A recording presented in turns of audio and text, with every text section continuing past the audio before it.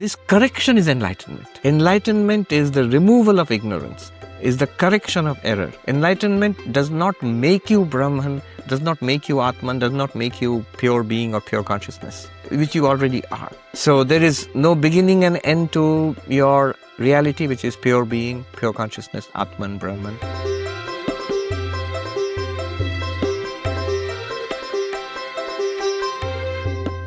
Welcome to Buddha at the Gas Pump. My name is Rick Archer. Buddha at the Gas Pump is an ongoing series of conversations with spiritually awakening people. We're just about to enter our 17th season of doing this, and we have recorded nearly 750 interviews now. This show is made possible through the support of appreciative listeners and viewers, so if you would like to help support it, there's a PayPal button on every page of the website and a page suggesting alternatives to PayPal. And also another way of supporting it is, you know how YouTube's algorithm works. If you like it and you subscribe and things like that, the algorithm takes notice and recommends it to more people. So if you enjoy this, go ahead and click the subscribe button or at least the like button. Thank you. My guest today is Swami Sarvapriyananda. He is the minister and spiritual leader of the Vedanta Society of New York, a post once held by Swami Vivekananda, who was a direct disciple of Sri Ramakrishna.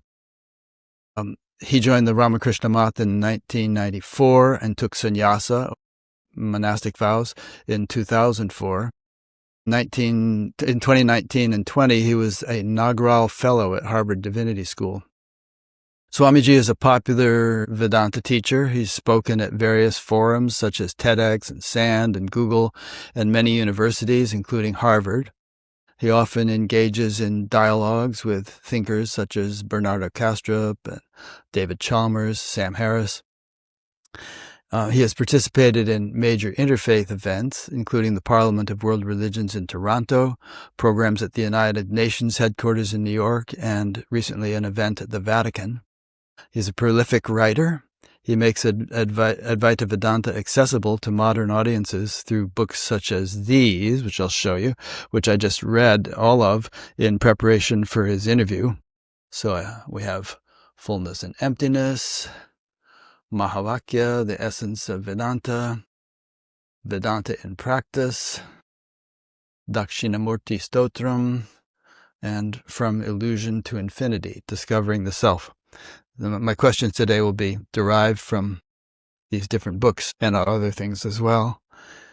And in addition to listening to these, I also listened to the retreat you just gave in Rishikesh, and I guess it was in October. That was nice.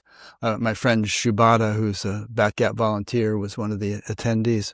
My last interview with Swami was nearly 8 years ago, but I've been taking Zoom classes with him for most of the years since then, studying the Upanishads, the Gita, and something called Vedantasara. So I have a lot of questions prepared and things I'd like to talk to you about, but I'd like to start by asking you what most interests you these days. You know, what is your hottest topic or the leading edge in your quest for deeper understanding? I would say the interface between Advaita Vedanta and modern consciousness studies. I think that's the area I've been focusing on increasingly in recent years, with the new twist thrown into it by the developments in AI. That's a new twist in the whole thing. So I guess Advaita Vedanta is something that I love and I study and practice and try to teach. But also, as I said, its relationship with modern consciousness studies, AI. Again, AI, I'm a little hesitant to say that because I keep getting called for these talks relating AI and consciousness. I speak on the philosophy of consciousness from the Vedantic perspective or Indian philosophical perspective, or from the philosophy of mind. I really don't have any grounding in the technicalities of AI. Yeah, but having said that, it interests me. Yeah. There's a really good podcast that I listened to recently. It's about 8 episodes called The Last Invention. I highly recommend it to anybody interested in AI, but it's very well produced, and they interview the real founders of AI and the main influential people, and their opinions range from it's going to kill us all to it's going to save us all and everything in between. But if you want to learn more about AI, that's a good one. I use it all the time for everything. Not everything, but it's very useful for lots of things. For instance, I took PDFs of all your books, fed it into AI, and it gave me nice little summaries and questions. I also read the books, but it was nice having those summaries and having Yes. little quotes extracted and things. Pertinent to your question, I attended this very interesting workshop recently in Venice. That was my first visit to Italy this summer. And it was a very interesting workshop. It was called Towards a New Theory of Consciousness. Federico Fagan, by any chance? He couldn't attend, but we had people like Christoph Koch, who is a leading neuroscientist. We had David Chalmers, who coined the term hard problem of consciousness. You just mentioned AI and the leading people there. We had the gentleman who is in charge of Google's Gemini AI, is the head of the research there. His name is Blaise. We had one of the leading quantum theorists in the world, Carlo Rovelli. We had Google's head of quantum computing, Helmut. We had Dr. Anil Seth, very well-known neuroscientist who has written extensively on consciousness and popular books that too. We had a Taoist philosopher. We had Ram Chakraborty representing Indian philosophy. And I was the monk there. It was an amazing group brought together for 5 days in Venice by the organizer was equally an interesting person. He is Berggren, Nicholas Berggren. He's a billionaire, and if you Google the homeless billionaire and equally the philosopher billionaire, you will find a lot of material. New York Times once wrote about him, the philosopher billionaire. He has this Berggren Institute. One thing they focus on is consciousness studies, and in a very open way. So you bring in Eastern tradition, science, quantum mechanics, AI, and see what emerges from it. So that was the whole idea. That was an amazing experience. Yeah. Some people think that AI is conscious or can be conscious, and I've talked with people who feel like it's definitely channeling some higher entity and that they're communicating with it. Other people say, no, that's just its programming. But I suppose theoretically it could become a sophisticated enough technology that it could mirror some higher consciousness or consciousness itself, or maybe not. What do you think? That was exactly the topic of a big fight I had with one of the leading AI experts of the world today. I was very happy to meet with him, and I was personally very enriched by that encounter. And the fight was, of course, I'm just calling it a fight. It was a very nice but prolonged argument, which resulted in something very positive. So it was this gentleman I just mentioned, Blaise, who is the head of Google's Gemini AI, brilliant person. So the background is that in this workshop, one of the very interesting formats they had, I mean, apart from the usual paper presentations and, across the table discussions, was that they paired you up and the two of you would go for a walk alongside Venice's canals, or once we went for a walk in the garden of a 12th century Italian monastery and by the Mediterranean. And then you get 1 hour to talk. You can fight, you can discuss stuff, you can, but then you come back and tell others how your position shifted or it did not shift and why it shifted or did not shift. That was very productive. At least two of those conversations were, gave me new stuff to think about. One of them was this argument with this AI researcher. And first of all, I found him very open-minded and extremely quick on the uptake, as you would expect from someone of that caliber. So within 15-20 minutes, he had the basics of Advaita Vedanta in his grasp. And so he pointed out that his position was AI can be conscious. If it's not already conscious, it can be conscious. My position was it cannot be conscious. And well, I won't go into the arguments, but it was very enriching. If people are interested, they can look it up. The result of it all was that there was a paper, Consciousness in Three Worldviews, Advaita Vedanta, Quantum Theory, and AI. If you Google it, it's available freely as a PDF online. He was an author, I was a co-author, and to top it all, Carlo Rovelli was one of the leading quantum theorists in the world. He was a co-author. Because he came in the middle of the conversation, and he brought in a quantum theoretic perspective on what consciousness could be. And then he's the one who suggested we should put it all together. This is like brilliant stuff. We should put it all together in paper, the argument, the chains, and three worldviews without committing. I mean, nobody's being asked to commit to Advaita Vedanta or anything. So that was very interesting. Yeah, I think I might have a copy of that, but if I don't, I'll ask you to send me a link or something so that I can put it on your Batgat page and people can read it.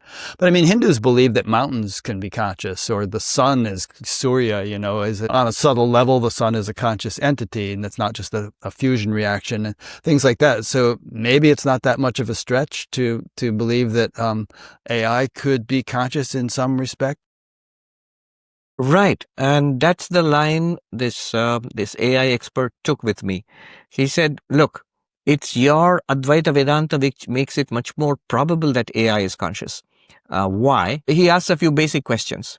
From the Advaita Vedanta perspective, let's put aside pure consciousness, Atman, Brahman aside for the time being. Just look at the way we think about consciousness in consciousness studies in the dictionary, in our day-to-day usage. I am seeing or hearing, I'm thinking, I'm feeling, I have all these experiences, and that's what I call consciousness. Let's just talk about that. That's what Advaita would call reflected consciousness. So he asked a few basic questions. Where in Advaita Vedanta, where would you find this reflected consciousness? And I had to say in the mind. That's the only place you find this reflected consciousness. Then he asked the question, where would you find a mind? And I said, I guess in living beings. And then he went into the computational theory of life and asked me questions like, does life have to be carbon-based? Can it be silicon-based? He's talking about artificial life. If there's artificial life, why can't there be an artificial mind? And if there's an artificial mind, why can't it reflect consciousness just like your or my mind does? And so this all-pervasive consciousness. See, in Advaita Vedanta, it becomes easier for AI to be conscious because AI doesn't have to produce consciousness. It just has to access or channel the existing or reflect an all-pervasive existing consciousness. So why would it be so difficult? That was his position. Yeah. Interesting. Yeah. I mean, in Vedanta, everything is consciousness. But then the question is, well, if everything is consciousness, does that mean everything is conscious to some degree? And some people argue that people like Meher Baba, I think, argued that even a rock is conscious in some way. And then as you go up the evolutionary chain, consciousness gets reflected with more and more fullness and complexity. Yes, that distinction is important. At least to begin with, we should make the distinction that even if Advaita Vedanta claims that everything, it is all-pervasive consciousness, so in some sense there's consciousness in everything, it does not claim that everything is conscious. The difference is between the presence and absence of what Vedanta calls reflected consciousness. And reflected consciousness is exactly the kind of consciousness with which we are familiar in our own minds, in our own experience. Right now, I'm conscious and you are conscious too. And this consciousness which we feel, which gives us subjective experience of sensory experience, of thinking, of feeling, of memory, of a self, all of this is what is called, it's due to reflected consciousness. And this reflected consciousness requires the presence of a mind, which is a part of what Advaita Vedanta calls a subtle body, Sukshma Sharira in Sanskrit. So all these physical things, they're physical entities, but they don't become a body until there is an indwelling subtle body, which makes it a sentient being. The moment there's a subtle body, a mind, then there is reflected consciousness. And then you would call it a sentient being. Otherwise, rocks and planets and stars, consciousness is there in a very absolute sense, in the sense that they exist, in that sense alone. But they are not conscious beings like us. So this is the difference. And this makes all the difference between you and the table and chair you're sitting on.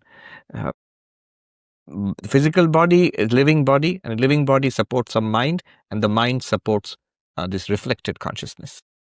It's like, to give an entirely different example, sun and the moon at night, the sky would be all dark, even though sunlight is spread across space, but we would not see it unless the moon were there to reflect that sunlight. And then you see the moon glowing with moonlight. So the moon was not there, there would still be sunlight, but it would look like dark space and nothing, nothing would be visible.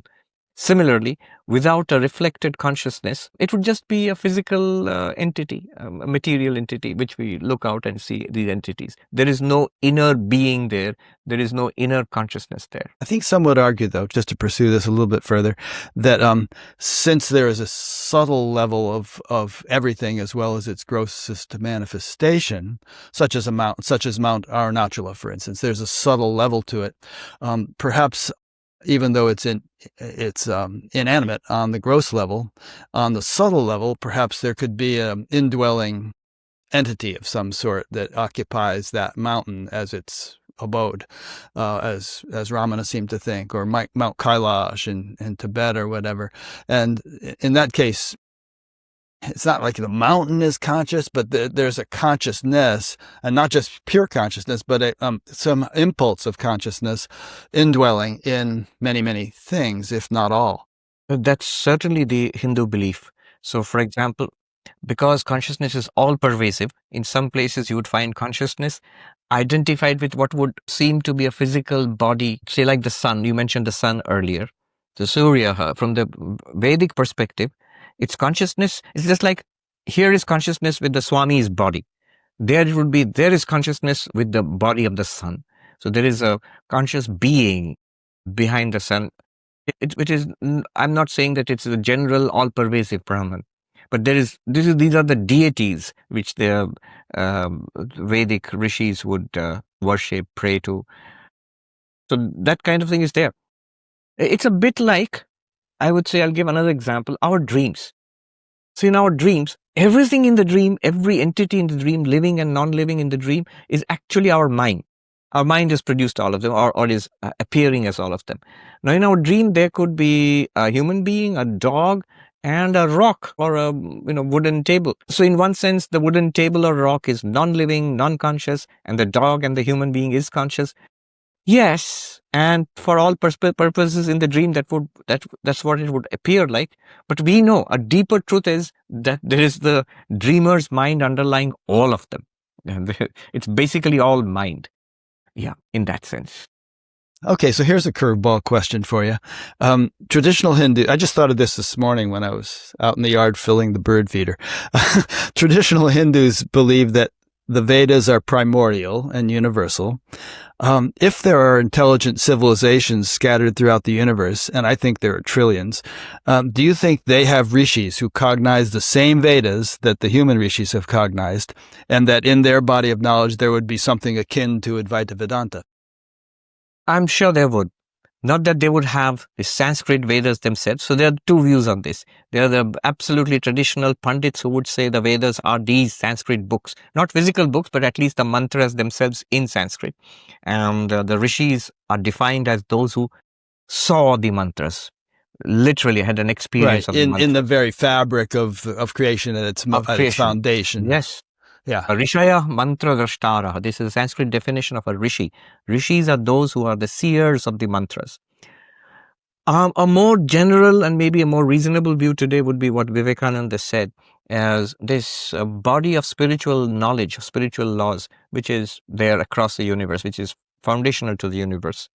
And one expression of that would be the Vedas we find in Hinduism, but so would be the core spiritual texts and teachings of every religion. And he said there will be more to come also. So this body of spiritual truth, whether discovered or not discovered, whether codified or not codified yet, whether present in books or whether in Sanskrit or Latin or Greek, whatever it is, the core knowledge, that is the one which is the real Veda, the real eternal spiritual law. You need not even call it the Vedas. Veda just literally means knowledge. So in that sense, that makes more sense to us, scientific people of this day and age. But otherwise we think, how can a book be eternal? No. And there were long debates. There's a reason for these seemingly strange doctrines. Among one of the schools of the ancient Indian philosophers was called the Mimamsakas. And they were the ones who specialized in the Vedas, in Vedic interpretation. One interesting argument they gave is that any conscious being is fallible except God. And so the Vedas are not produced by any conscious being. So they're not written down by a being. That leads to a very strange position where you have a book which was never written down. I mean, which was never composed by anybody. So it's a book that has eternally existed. Now you can say it was something given by God, which would be like revelation in, say, in Judaism, Christianity, or Islam. Or you can say, as the Mimamsakas say, the knowledge was with God. It's not even God gave that knowledge. It exists along with God. So it's an eternal body of spiritual knowledge. There are different doctrines. Interesting. They all have interesting insights. Yeah. I think Mozart said that sometimes an entire symphony would just flash in his mind, and then he'd have to take weeks actually writing it down. But the whole thing, boom, was there as if it were just given by some muse or higher source. That's a very important point. There is something to that. It's whether you go back to Plato's forms or these ideas of the Vedic ideas of an eternal spiritual truths, or great artists and composers like Mozart, as you just said, they seem to access an existing reality. Before the 20th century, poets would say that it came to them like the muse. It's something that you catch and you write it down. They would not even take ownership or authorship of it, almost.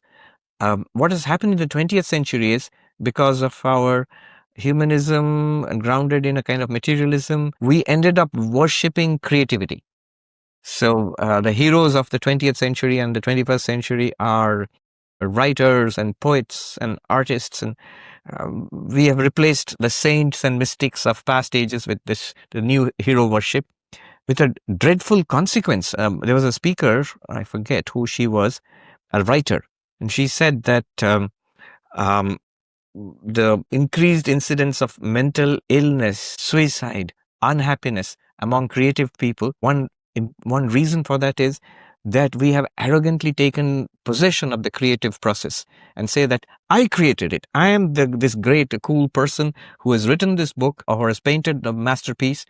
And then you expect, the modern capitalist system expects this person to keep producing bestsellers and masterpieces. And you forget that true creativity seems to come from some kind of eternal existing reality and access to something transcendent that is covered over, and you turn this person into a bestseller writing author. And that is the tremendous consequences for the psyche of this person who's already sensitive and already delicately balanced. Anyway, so the point being, great scientists, I've heard a mathematician, especially pure mathematicians, they have said more than one. And I have heard it from award-winning top-level mathematicians, a mathematician who is a monk, a friend of mine. He's one of India's leading mathematicians today. He said his greatest discoveries where you get the intuition of something already existing, you see that, then you come back and you work it out step by step. That takes a long time, but you've got the basic intuition. And when you got that basic intuition, it's not that you came up with it. Rather, you discovered something. You didn't invent it. You discovered something existing. Then you worked it out. Just like Mozart writing it down with a lot of hard work over days. Just like a poet getting an intuition, then composing a poem, and then working it and refining it. That takes expertise and hard work. So in each case, notice one thing, that they have all an intuition of accessing an existing transcendent reality, not inventing it. Yeah. There's so many interesting examples. Paul McCartney dreamed the song yesterday, and when he woke up, he knocked it out on the piano a little bit, and then he went around to John Lennon and Paul, George Martin and people like that. Say, "Have you guys heard this song?" And after about 2 weeks, he said, "Well, I guess it's mine." It was original. It came in a dream.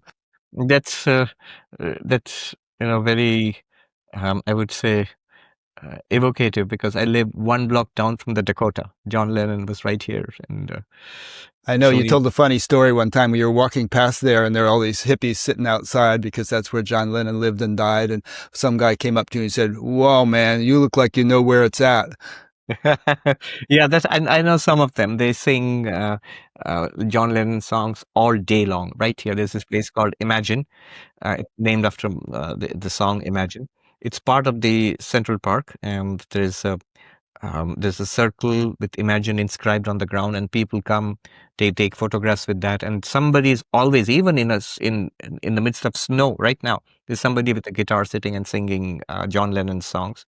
And on his birthday and the day he passed, there are people who will come and put roses there and hold impromptu concerts. Nice. Okay, so here's a question that was sent in by a friend. I have enjoyed listening to many of Swami Sarvapriyananda's talks, but one concern I have is that he makes it seem like awakening is still extremely rare. I don't think that is either helpful or accurate. I don't like the word enlightenment, but the falling away of identity is a very real potential for us, for all of us. That represents a finality, the total end of the seeker. The word enlightenment and even the notions of awakened or unawakened are completely obliterated. I have a client who had an initial shift nearly 2 years ago. Just this past week, identity fell away. I know of about 40 people now who have gotten this far in the awakening process. In a way, it represents a radical new beginning in the life of the person. In the years to come, if humanity survives, I think we are going to learn a lot more about this evolutionary stage. So, based on what she said, I have some questions for you. What is enlightenment? How common do you think it is? Over the past century or more, how many of the monks in the Ramakrishna order do you think have attained it? Is the falling away of identity or a sense of personal self a feature of it? Okay, that's 4 questions. All right, let me start with the last one, the falling of its sense of identity. First of all, I agree with the person who's written these questions entirely. In fact, even from a traditional Advaita Vedanta teaching perspective, when she was writing that it's not helpful to speak about enlightenment or awakening, rather it's better to speak about falling away of identification, of personal identity. Absolutely. It was in my mind. I was just recalling the words in Hindi of a monk teaching, saying in Hindi that Anant banne ki jid mat karo. Don't be stubborn about trying to become infinite. Like forcing that I am the infinite or I am Brahman. That doesn't work. Rather, he says, focus on what you are not. See very clearly, here is the body. Indubitably, here is the body. And see that you are not the body. Let's make a beginning where the problem really lies. Here is the mind. That's what we are most identified with. And see that even the mind is not what you exactly are. So body and mind are both, you can call them arisings in consciousness. At least very clearly they are something that is experienced in consciousness. So yes, but the first point, the last question, I entirely agree with that. It is more helpful to precisely, when you give the instructions to a spiritual seeker,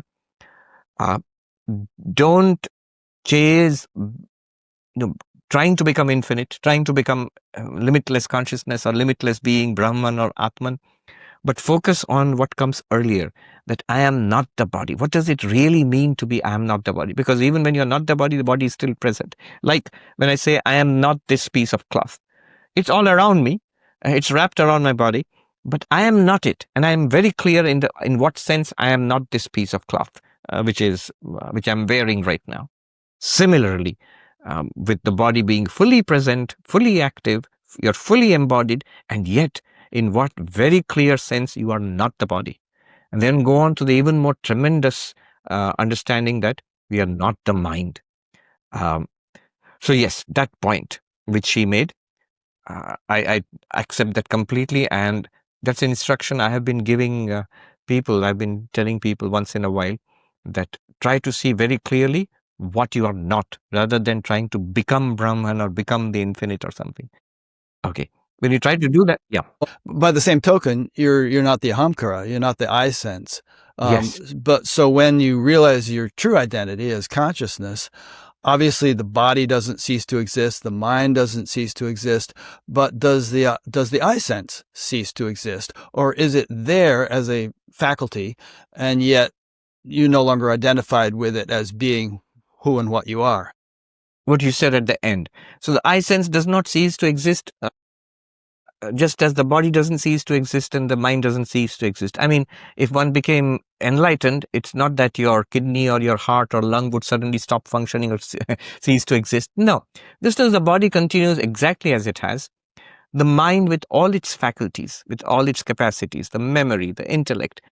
And in Vedanta, the ego is also a capacity or a faculty of the mind. There are precise definitions of what is an intellect, what's a memory, what's the ego. And in Vedanta, ego is defined as the appropriating or unifying faculty of the mind. Lots of things are going on here in this very complex body-mind system. And you need something which unifies it into oneself. And that's, again, one more function of the mind. There's talking going on, and I say, I talk. Now, the I sense is a function of the mind. It doesn't talk at all. It can't talk. It's just a thought in the mind. But the talking is being done by the lungs and the voice box and the tongue and the language circuits in the brain. All of that gets together to do the talking, and the I sense comes in and appropriates it and says, I am talking. And that's a vital function. That's how we function as a unit, as a single living being. So after enlightenment, the I sense still stays there, but there's a huge difference. We don't think we are the ego, and we don't feel that we are the ego. You can see it just as you clearly see that I'm not the body. It's an object. I'm not the mind. It's a set of subtle objects. In the very same way, I'm not the ego. The ego doesn't denote us anymore. Earlier, before that, I and the ego were one and the same thing. What are you? I am I. And what's this I? It's me. So there is absolute identity. That's exactly who I am. And we have this kind of a sense of right here, if you want to even, you can locate it, a sense of me right behind this face, inside this skull somewhere, because of the way I've been taught about the brain generating consciousness maybe, and for very good reasons, somewhere in the face, behind the face, because the face has all these sensory organs. It's very sensitive. Therefore, it's very natural that you have a concentration of the feeling of the self somewhere in the region of the face and the skull. Yet it's an illusion. It's not you. It's very easy to see through Vedanta and meditation that it's something that's also something appearing in consciousness. It's in me. I am not in the skull. The skull, the body, and the thought I, they are all appearing in me and disappearing in me. So, yes, the ego, we are not the ego. The question about what constitutes then enlightenment and awakening, Vedanta has a precise definition. It is the realization, I am Brahman. Right now, the realization is, I am this guy, Sarvapriyananda, this body, this mind. What would be enlightenment? It would be a shift in the understanding of what I am. Not this body, mind, not even the ego, but this one limitless consciousness in which body, mind, ego are appearing and disappearing. That would constitute enlightenment. And also living it. Because when I identify with the body and the mind, I know it's not just a realization, it's not just an epiphany, oh, I'm the body. No, I actually live as the body. That's the whole problem. I behave like I am the body. Whatever happens to the body is happening to me. And so if I'm enlightened and I realize I am pure consciousness, I should also be able to live like that. So that would constitute full awakening or enlightenment. And then the question is, how common is it? And like I asked, in the history of the Ramakrishna order, what percentage of the monks who would be prime candidates for enlightenment do you think attained it? Yes. And the person wrote that she thought it's very common, and that you're making it sound more rare than it really is. Yes, and I've been accused of exactly the opposite. That you make it sound so easy. That it's not so easy. It's really, really difficult. The truth lies somewhere in between. That I've heard it said by, there are some spiritual traditions which say things like, oh, enlightenment is not possible anymore in this day and age. In this age of Kali, you have to be born many, many, many times, and then eventually you'll attain to perfection. So not right now. Right, and some had the gall to say women couldn't attain it. Women couldn't attain it, and stuff like that. Or only monks could attain it, and non-monastics could not attain it. They would only have to wait for a male birth next time, or becoming a monk the next time, or becoming a Brahmin, and things like that. So there are the Jain monks, for example, among the most austere, even till today, the most austere monastic orders in India.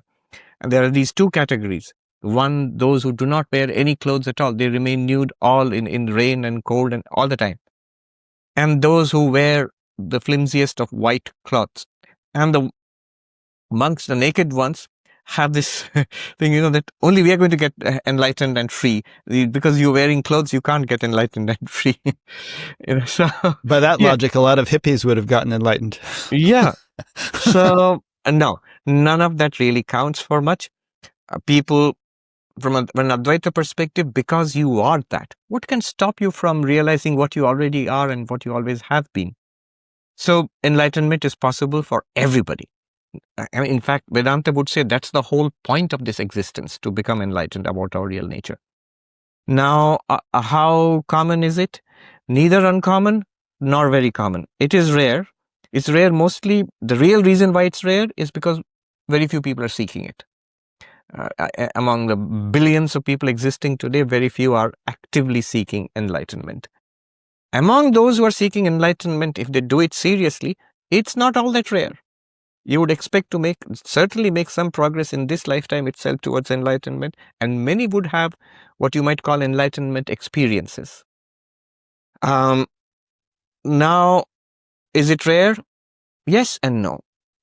There are fewer than one might think, and there are many more than one might think. In the Ramakrishna order, I know for a fact, as far as I understand, to the extent to which my understanding goes, there have been many. Does everybody become enlightened in the Ramakrishna order? I would think not. But is there nobody today who's enlightened? Again, the answer would be no. There are people who are enlightened, and I'm not just saying it as a possibility. I have this feeling of among a few people have sensed it or felt it. Now, there are a whole range of enlightenment experiences, genuine, lasting. One characteristic of an enlightenment experience would be it would last. There are all sorts of mystical experiences, genuine mystical experiences, which come and go. They don't last. And they will leave behind a very valuable memory, for example. One of the peak experiences of life, let us say, most valuable. It might be a dream, it might be a vision, it might be some kind of epiphany. And that would last. In the sense, the memory would last and it would contribute to our spiritual life. But the experience itself will come and go. But in the Advaitic sense, the enlightenment experience, the breakthrough, would be a permanent shift. Like this person has said, the dropping away of the self. It will not come back again. If it's genuine, it will never come back again. It will be a shift in what we mean by I. When I say I, right now it's almost instinctively to this body, to this personality. For the enlightened person, the I will go directly to this background consciousness. They may behave like a body mind just like the rest of us, but if you poke them, if you push them, really, are you this body? They would have to say with a smile, I guess, no, I am not. I can clearly see that I am not. So that's one. It is possible. However, the reason why I am careful about this is, well, let's be conservative. Let's be conservative about this. If I am enlightened, then to claim that I am not will not do me any harm. If I am not enlightened, to claim that I am enlightened will do me harm and do harm to others. Nothing will stop you in your spiritual progress. If you claim that I am not enlightened, you'll still go on. You're a spiritual seeker, you're advanced, you will go on. Personally, from our perspective, why should I stop short of what was promised to me? Transcendence of suffering, being deeply fulfilled, the life which will become more and more saintly.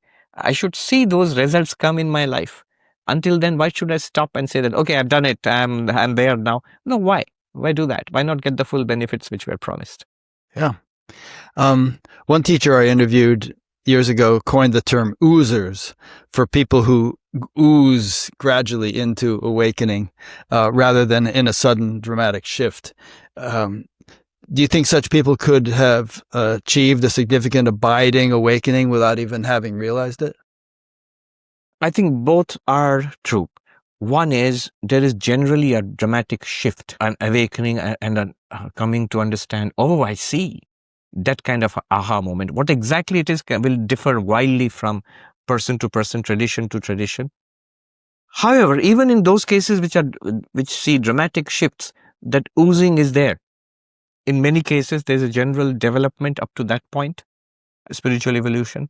And afterwards also there is a spiritual evolution. The journey still continues, except that earlier it might be what I'd like to call we are spiritual seekers.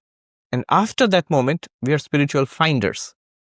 We no longer really have any doubt about it at all. We have found it and it's an obvious fact, but the problems are not yet over. And the problems are the same problems which were there earlier, the struggles in the mind. Now, instead of trying to seek it, we have found it, but how about deploying it to solve our problems? So that journey continues. That's why I love Vivekananda's very simple definition of spirituality. He called it the manifestation of the divinity already within us. Very carefully chosen words. Manifestation. So manifestation is not just knowing something. It's also expressing it, living it, and the divinity already within us. So it's not something that we have constructed or we have brainwashed ourselves into believing. It's rather a discovery of what was something amazing which was already there within us. So that is manifested. Manifestation requires both a dramatic paradigm shift in who or what I am, and also a gradual, slower or faster manifestation of what we might call saintly qualities. I'd like you to tell the story of Totapuri and his brass pot, and then I'm going to ask you a question about it. Yes, Totapuri was Sri Ramakrishna's Advaita Guru. He was himself an enlightened being, but Sri Ramakrishna noticed that he would meditate every day. He would be in deep meditation for several hours every day. He was this traditional wandering monk, a very tough, from all accounts, a huge man. Usually he would go around naked, and he would travel with his, they would have the brass water pot and the tongs for lighting and kindling the holy fire. The kind of monk, even now there are a few like this, but they're more common maybe 100 years ago. Traditional wandering Vedantic monk. Now he would meditate every day under a tree on the bank of the Ganga there in the temple garden of Dakshineshwar. So Sri Ramakrishna asked him, "You're enlightened. You have attained Nirvikalpa Samadhi. You have realized the truth. Why do you need to meditate every day?" And Totapuri said, "What you're saying is right, but look at this brass pot. I have to scrub it every day. Otherwise it loses its shine. Similarly, the mind, if I do not meditate, if I do not center it in Brahman, which I've realized, which I know that is the reality, I am that. If I do not center it in that and immerse it in Brahman, it will lose its shine." So it's like the samsara puts a layer on it. So you have to scrub it every day. And that's why I meditate. Sri Ramakrishna said in reply to that, "What you are saying is right. But if the pot were made of gold, you wouldn't have to scrub it every day. It would retain its shine regardless." And Totapuri smiled. That's the story. So gold Now- would represent what? An avatar or something? So the gold would represent what? That is not easily explained. I saw it as someone like an avatar who is like Sri Ramakrishna. We consider him an avatar. He really doesn't need meditation for enlightenment and to be a Jivan Mukta, free of while living, whereas the rest of us do. So maybe he is a golden pot and our minds are brass pot, or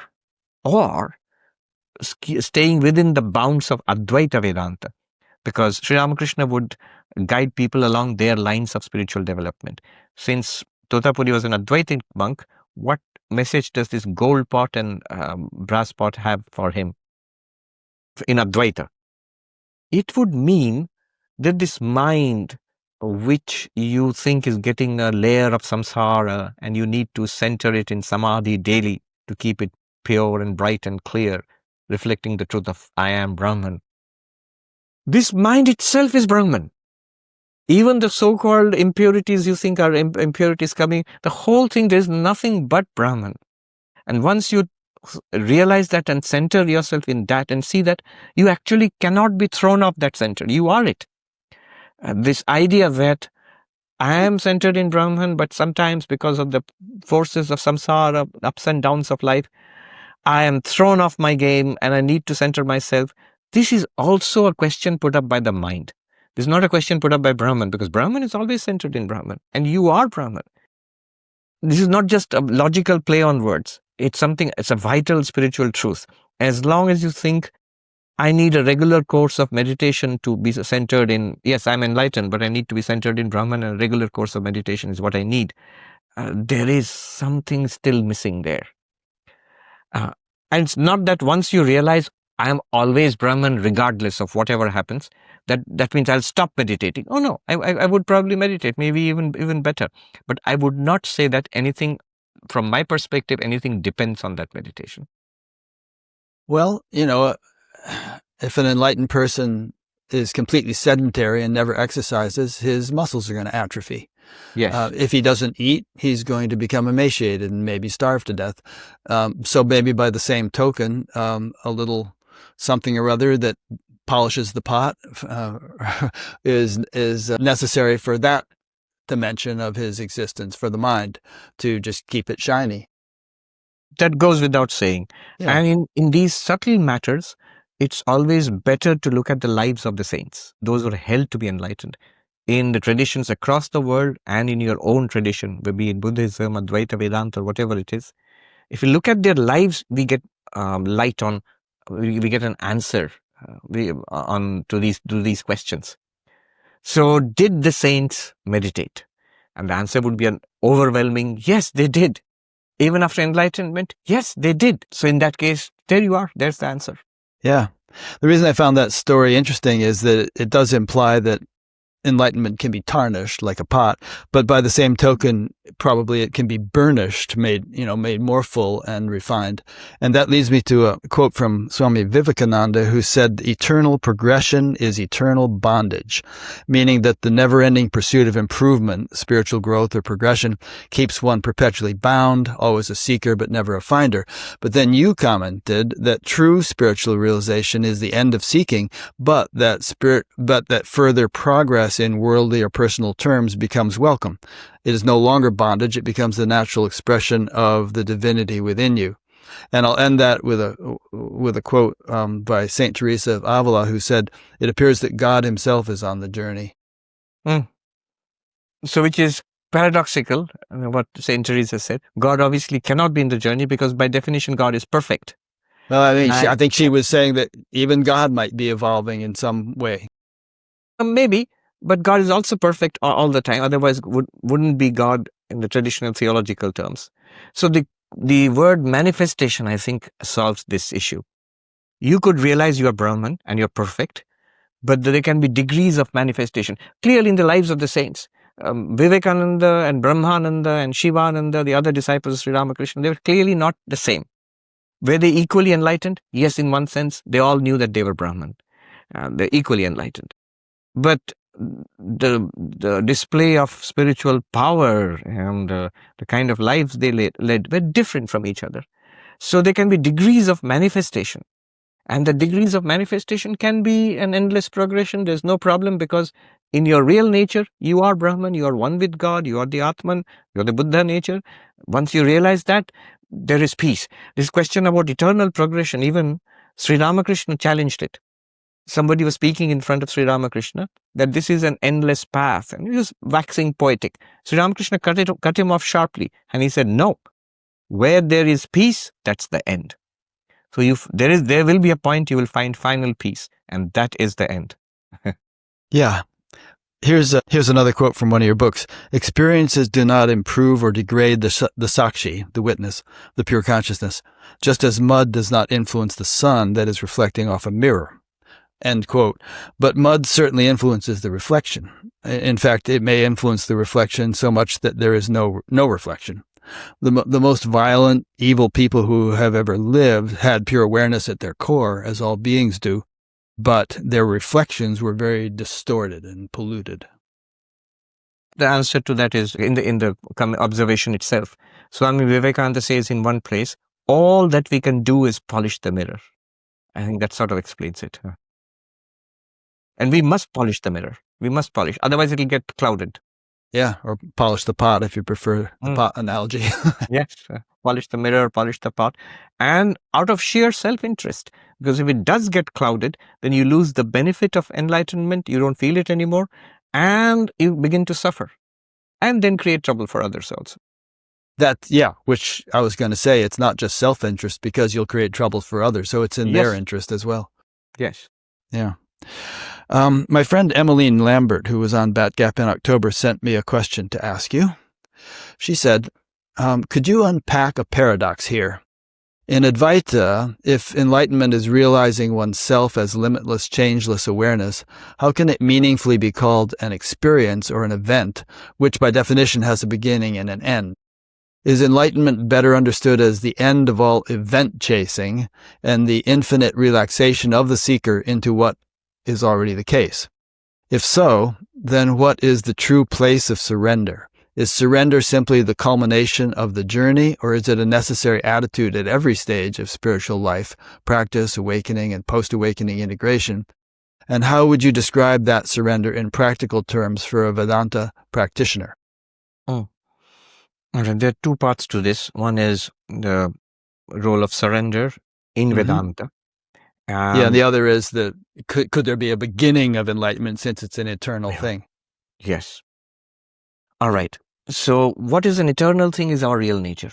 Atman, Brahman, pure consciousness, the Buddha nature. That's always there.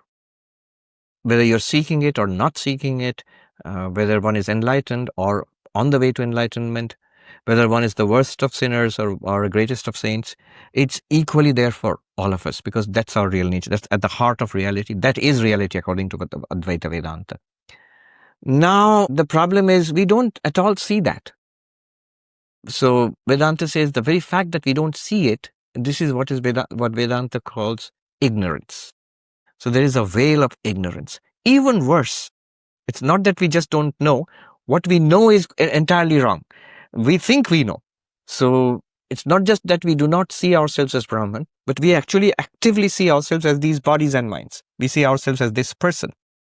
And therefore, a correction is necessary. A correction to our wrong notion that we are bodies and minds, and a pointing out to the reality that we are limitless consciousness regardless. So this correction is enlightenment. Enlightenment is the removal of ignorance, is the correction of error. Enlightenment does not make you Brahman, does not make you Atman, does not make you pure being or pure consciousness, which you already are. So there is no beginning and end to your reality, which is pure being, pure consciousness, Atman, Brahman. But certainly there is a point at which this enlightenment occurs. I felt that before this I did not see clearly. My memory tells me that. Now I do see. But then it becomes unimportant. The ignorance prior to enlightenment and the correction due to enlightenment, all of this becomes part of the play of Maya. And as this author has written, the questioner, very beautifully, that you have this deep relaxation. I like that phrasing, deep relaxation into what we already are. Yes, that would be putting it beautifully. And you can see this as surrender. But surrender is a great thing to practice at all levels, wherever we are in our spiritual journey. Surrender is a great spiritual truth. There is really very little up to us.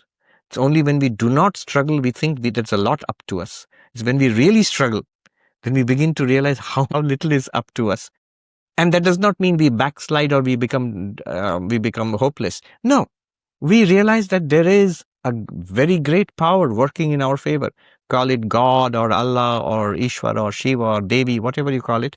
There's a great mystical power in this universe which is driving us forward in our spiritual lives. So surrender becomes a wonderful spiritual practice at every level. Just one thing here, Sri Ramakrishna gave this nice parable about surrender, about the bird who sat on the mast of a ship, and without knowing, the bird didn't know that the ship sailed out into the ocean. When the bird realized that there's water everywhere, in alarm it flew to the east, didn't find land, came back, sat on the mast, recovered, then flew off to the west. No land, came back, north, south, no luck. Again it came back to the mast of the ship, and utterly exhausted, it just gave up. It just sat there. And the ship took it to land. Now, this is the nature of spiritual practice and surrender. It's a pretty deep parable. It requires you to tire out, as Ramakrishna would say, tire out your wings. You must tire out your wings. If you even have the sense that, by doing this, I will become enlightened, go ahead and try it. You will become enlightened, but not quite that way. The enlightenment will come, but it comes from the other side, not from your efforts. But our efforts are necessary to, as she said, to tire out the wings. There is a corollary to this parable. Once a young monk, to Swami Turiyanandaji, a disciple of Sri Ramakrishna, a great Vedantin, who was in Benares in his old age. The young monk heard this parable, and in excitement he said, I will not fly anymore. I will just sit on the mast. I understand now. I'll surrender. I sit on the mast. And Turiyanandaji, he said, when did you fly? You didn't even fly. You haven't tried it out. Yeah. Surrender, it sounds easy. If surrender is the biggest thing, I'm ready to surrender. It sounds a lot easier than hard spiritual practice. No, it isn't. Because if I do try to surrender, after some time, the very rajasic nature of the mind, which also is sort of deeply convinced that I can do this, that, and the other thing, will act up and force us out into various kinds of activities. It's much better to actually be up and doing spiritually. Pray and meditate and serve and study and inquire and do all of that. As Ma Sharada said, you have hands. So why don't you count the name of God, japa, on your hands? That's what the hands are for. Which is indicating us that everything that we have got, a body, prana, energy, and a mind and a heart to feel and intellect to think and understand, all of them can be connected to spiritual life. You can do Jnana Yoga, the path of philosophical inquiry. One can do Raja Yoga, the path of psychic control or meditation. One can do Bhakti Yoga, which is devotional, the path of love of God. And Karma Yoga, of service. And one can fill, and one should fill one's life with these pursuits. And then surrender will become clear what surrender really means. Yeah. And all those things can be enjoyable. They're not necessarily a chore. They're gratifying. Yes. That is a sign of a sattvic seeker. Initially, it might seem hard because our pull is more to the world. Whereas after a little bit of purification over a lifetime, the test is if somebody tells me, well, if it's so hard, stop. Don't study, don't meditate, don't serve, don't worship. And we will say, no, those are the most precious things in my life. I can't give them up. That shows that we've already developed a taste for them. And then you're really lucky if you've developed a taste for it. Well, I wouldn't have called myself a sattvic seeker, but when I learned to meditate, not far from you, at a building on 123 East 78th Street in 1968, it was relief and gratification from the first sitting. It's like a ton had been taken off my shoulders, and I never skipped it ever since then. Even though I was a crazy, druggy, high school dropout kind of a guy, it just grabbed me because it was so enjoyable. Yes. Yeah. That we would say there are clearly some scars of previous lives because you've taken to it. You've taken to it. Yeah. And that's it's a great blessing, really. Yeah, it certainly was for me. On the same theme, I've heard you say that the yogic path is difficult, and I'm wondering here what you mean by the yogic path, but I'll let you answer that in a second. But Jesus said, my yoke is easy and my burden is light. And the Gita says, no effort is lost, no obstacle exists. And as I just said, it's never been difficult for me. Maybe there's a better word than difficult, like all-consuming, or that it requires a lot of discipline or a strong level of commitment or something. And one could argue, actually, that a life outside the yogic or the spiritual path is difficult. But once you get on the spiritual path, you're walking back home. Problems tend to diminish. Life gets easier.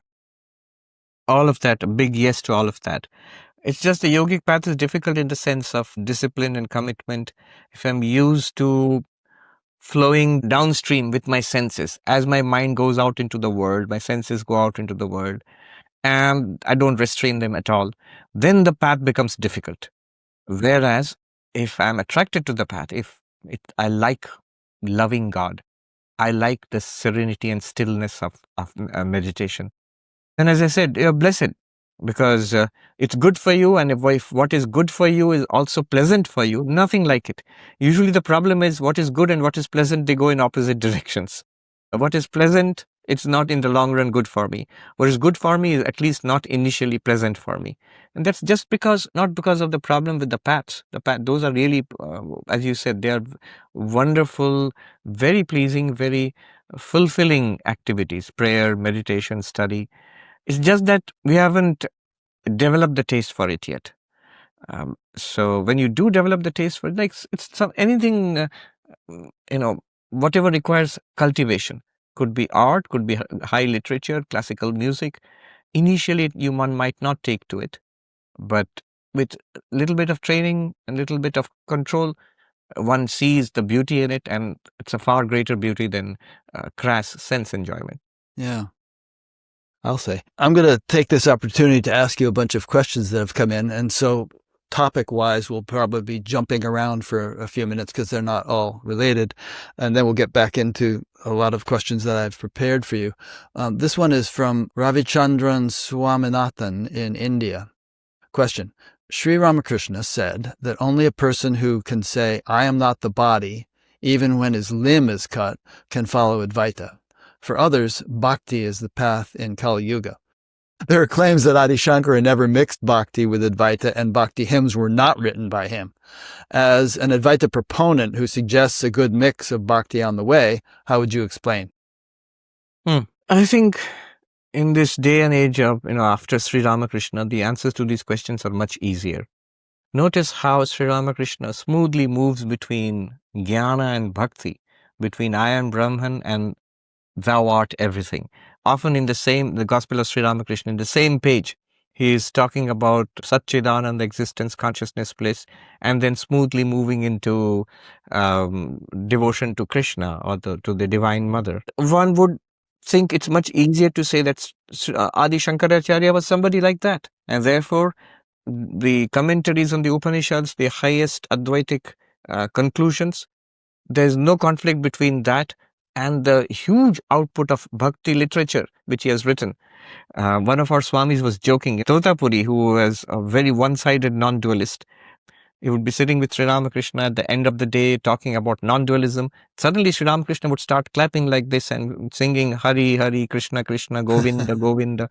That's the way he would, at the end of the day, he would take the name of God. And his way of deciding what's the end of the day, that evening is coming, is if he could not count the individual hairs on his hand, that means it's getting dark. It's now time to clap and take the name of God. But Totapuri would have none of it. Totapuri said to him strictly, scolding him, what are you doing? Are you making chapatis? In the north of India, even now in the villages, you will see in the evening, they start making this flat bread, the chapati. They would do it like this in the fire, like this. So are you making chapatis? And Sri Ramakrishna, of course, indignantly said, I'm taking the name of God and you are saying I'm making chapatis. What do you mean? Now, one of our Swamis, I heard him recently, he said, that is so when Adi Shankara is a daily chapati maker, because he's always making chapatis. He's written the most wonderful body of devotional hymns. Now, you would have to go to the extent of saying all of that is not Shankara. Just the commentaries on the Upanishads are Shankara, because that's our understanding of Advaita. And one shouldn't blame a person for that, because someone like Totapuri would also think that. But Sri Ramakrishna does not seem to think that. The Ramana Maharshi, one of the greatest exemplars of Advaita Vedanta in the 20th century, he doesn't seem to think that. For him, the mystical devotion to Arunachala, to Shiva, and the realization of the self, they're one and the same thing, actually. So, yes, Advaita and Jnana and Bhakti are not contradictory. They may seem to be initially. They are different approaches to the same reality. When Sri Ramakrishna is saying that if you don't bother, if even your hand is cut off and you don't even say ouch, then only you're fit to practice Advaita, then there will be very few takers for Advaita at all in the world. I think he's just saying that in context to people who, one way of understanding Sri Ramakrishna, Vivekananda, Ma Sharada is they were tremendously practical. They wanted you to become spiritual and become enlightened, God realized, in whatever way possible. And there is evidence for this. Somebody wrote to Swami Turiyanandaji, a monk of our order, very well read. What was the philosophy of Sri Ramakrishna? Was it Advaita? Was it Vishishtadvaita? Was it Dvaita? Was it knowledge? Was it devotion? What was the philosophy of Ramakrishna? And there's a beautiful long letter from Swami Turiyananda. And the end he says, but if you press me to choose one, say this is the philosophy of Sri Ramakrishna. I would have to say, become enlightened by whatsoever means as soon as possible. That was the philosophy of Sri Ramakrishna. That's good. Yes. Yeah, those examples you gave, same is true of Nisargadatta and Papaji and many others. They had these devotional sessions and kirtans and bhajans and all that stuff in addition to their discourses. Exactly. You think of someone like Nisargadatta, who's Right. radically non-dualist. Everybody loves his, what is that book? I am that. I am that. I am that. And yet if you would go to him, every day there would be an arati, and this, which you see almost in many Indian homes, you would see that in his room also an arati would be performed. There would be kirtans. Somebody who reported this would probably be called by modern scholars would say, there are two Nisargadattas. There's the devotee Nisargadatta and there is the Jnani Nisargadatta. That's what scholars do. They look for differences, then they reify those differences, and they write papers about it. Now I have discovered something amazing. There's quite clearly there were two Vivekanandas or two Nisargadattas or two Shankaras, one who wrote the non-dual commentaries and one who wrote the bhakti hymns. Note the Advaita tradition in India coming down from Shankara. They regard the devotional compositions of Shankara, they hold it in high regard and they have no issue at all with it. Yeah. Nor do the Advaitic practitioners today. If you go to the Shankara mathas, there are ritualistic worship going on, and nobody there will tell you that Bhaja Govindam was not written by Shankara. They would be astonished at such a thesis. So, with the example of someone like Sri Ramakrishna, one can now look back to Shankara and say that, yep, Shankara would have been something like that. Sri Ramakrishna had a predilection for bhakti. Shankara would have been someone like that with a predilection for jnana, because that's the kind of milieu he came into.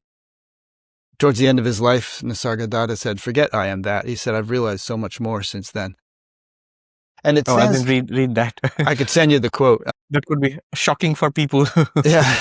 who have been hung up on the I am It that. makes sense, I mean, we don't just have intellects, we also have hearts and other faculties. And, a doctor has very skilled intellect and he has his skills as a doctor, but he comes home and he plays with his children and, his heart gets engaged. So I don't know, it just doesn't seem contradictory to me that one of these great jnanis like Shankara would also be a bhakta.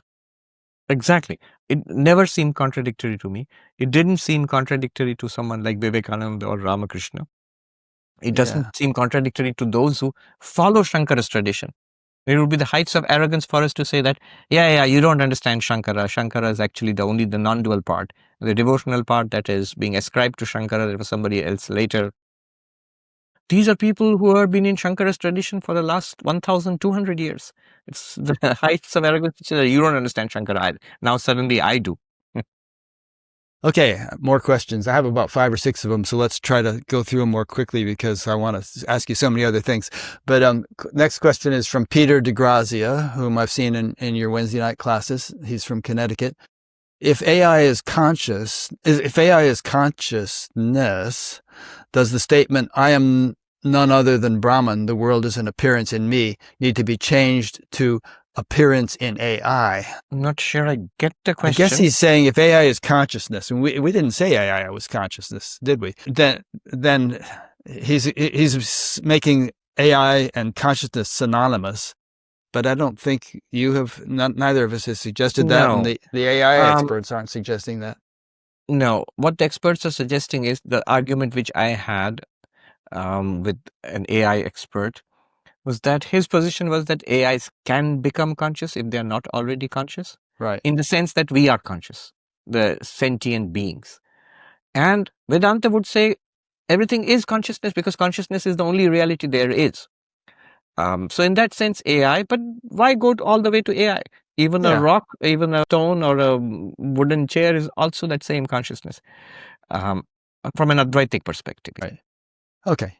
So you wouldn't say the world is an appearance in AI any more than you'd say the world is an appearance in a rock. I mean, just because a rock happens to be consciousness. Yeah, the world is an appearance in consciousness. Consciousness appears as the world in Advaita Vedanta. Yes. Okay, next question is from Eric Weiberg from a location called Sverige. Sounds like it's Scandinavia someplace. Is there something beyond experience? In other words, if there was something saying, wow, this is beyond experience, then that itself would be experience or prompted by some experience. So if there is more than experience, what could it be? Where is this something else? I can give a very precise answer to that. Yes, there is. It's like this. What is experience? All experience is consciousness plus an object. There is that which experiences and that which is experienced. When you bring them together, you will get experience. That which experiences is consciousness. That which is experienced is object. Bring them together, you have got experience. Consciousness plus object is experience. C plus O is E. Now, this consciousness, which is the basis of experience, which experiences or makes experience possible, that is beyond experience, because you may remove the object, but consciousness would still exist. It would illumine the absence of objects, and arguably then only consciousness exists with the absence of all objects. That is beyond experience. Yes. Now there's a very subtle wrinkle to all of this. Consciousness in Advaita Vedanta, or in many of the systems, is said to be self-luminous. Even if there are no objects, even if nothing is being experienced, and I mean that literally, what are you experiencing? Not a chair or a table. I'm experiencing, in the place of chairs and tables, I'm experiencing nothing, in the sense of the absence of everything. The absence itself now becomes the object of experience. Then consciousness remains by itself without anything else. Would it be experienced? And the answer there is nuanced. Yes and no. Consciousness never becomes the object of its own experience. Never. And yet, it is not beyond experience. Because it's self-luminous, you can say sort of crudely, it reveals itself to itself. There is another way of putting this issue, that if for all experience, even for consciousness to know itself, if an object is necessary, unless I see something, the moment I see something, the object becomes an object of my consciousness, and I also become aware of that which is experiencing. So in that case, someone might ask, so even consciousness needs an object, because without an object, consciousness would not become aware of itself as consciousness. The answer there in Advaita is no. Consciousness does not need an object for two reasons. One, first of all, the object itself in Advaita Vedanta is nothing other than consciousness. Consciousness is projecting itself as its own object. So it's not that consciousness depends on the object. It's rather the object depends upon consciousness. Second, even quite apart from the object, consciousness being self-luminous is evident to itself. Let's put it that way. So the term aparoksha, awareness, being aware of awareness, right? What you're saying is that when that happens, consciousness is aware of itself without creating a duality. Somehow, yes. It almost seems like some subtle duality would need to be created. That's why it's a very subtle point. There's no duality there. That's why it doesn't feel like, oh, I'm consciousness, now I'm consciousness, I'm conscious of consciousness. No, that'll never happen. But it's also false to say that it'll be utterly unknown. It's the strangest of things. Consciousness really does not depend on the object for these two reasons. One, in Advaita Vedanta, object also is ultimately none other than consciousness. And consciousness is self-luminous. Good. Next question. Okay, he just wants us to mention his first name, not his last. Okay, so his first name is Carlos, and he's in Bucharest. Question. In modern discussions on consciousness, many thinkers such as Bernardo Kastrup or Donald Hoffman explore deep ideas about mind and reality, but without an explicit interest in moksha or liberation. They are interested in so many ideas. I enjoy these talks very much, but I wonder, can this kind of inquiry distract from the direct pursuit of liberation as Vedanta understands it? Yes, it can. One might get caught up in multiple theories. Recently, I think Robert Lawrence Kuhn, he released this survey of various theories of consciousness. 160 something of them. 25. Oh, 325. Okay. 325 theories of consciousness. Yes. So imagine that. And you could spend a lifetime or lifetimes discussing the subtleties of these theories and which sounds more reasonable or less reasonable. So it can be distracting. It's just like in the ancient India also, when people were pursuing moksha even single-mindedly, they would still get caught up in philosophical debates and in winning debates and defeating the opponent and so on and so forth, which would quite far from becoming enlightened. So Shankaracharya says in one place, the philosophical discussions are this vast forest in which one can get lost without attaining to the goal. In another place, he says, these philosophical disputations are for the enjoyment of the learned, but not for enlightenment. So, yes, one should, in fact, if we're spiritual seekers, most of us here are spiritual seekers. So, have a home tradition. Remember, all of these traditions can take you to liberation, to freedom, and make that the backbone of our lives. That's what we are doing. That's our main project. At the same time, it's reasonable to be open to, we are the children of this age. We are the children of the 20th and 21st centuries. So this is the age of quantum theory and AI and consciousness studies. Why should we be dumb? Why should we be, ostrich, the head in the sand? Just as Shankara and Vivekananda and Buddha were certainly very well up on what was going on in their age and doing the best they could with the knowledge that they had at that time, we should also be open, well informed, have opinions on these, and it doesn't take much. Yeah. So both ways. I love Robert Lawrence Kuhn's podcast. I listen to it regularly, and he's the one who wrote that consciousness paper that you just referred to. But I've heard him say that, well, I've never really meditated, It's very intellectual for him. Yes. But he does such a great job. And Bernardo, I moderated a panel discussion at one of the SAND conferences with Bernardo and another guy. And Bernardo is such a brilliant guy, but he said in this conference, he said, despite all my study of consciousness, I'm really afraid of death. It hasn't eliminated that fear. Yes. We should proceed very carefully here, because these are huge issues. They could Right. be spiritual practitioners with decades of spiritual practice under their belt and yet be shaken by impending death. It could be. Even Yogananda said that when his guru realized he was about to die, he kind of shuddered with just the biological impulse of, Right. attachment to life. Right. Yeah, there's a story about this. I heard it from a monk. It's a simple and rather crude story, but for what it's worth, I'll tell you here as a parable about the three friends who went to the nearby village for a feast, and they're dressed up in their finery. And one of them was very fat, and the clothes clung to his body, and he was very attached to the clothes also. The second person was not attached to this finery. He was quite free of attachment to his finery, his clothes, but he was plump and the clothes clung to his body. The third person was not attached to his possessions and he was lean and fit. Now all three were attacked by robbers in the forest. They wanted to strip them of their fine clothes. Now the three of them had different reactions. The first one, to whom the clothes clung closely and who was very attached to his finery, he wept and pleaded and had great difficulty in stripping off his clothes and surrendering to the robbers, which earned him a beating from the robbers. The second one, who had no attachment, he said, okay, take the clothes away. And he tried to take them off, but he was heavily built and he found it difficult to take off his shirt and give the shirt away. That earned him a thrashing from the robbers too, although he wanted to give it to them. The third one let go of the clothes very easily and walked away unconcerned, neither physically nor mentally troubled.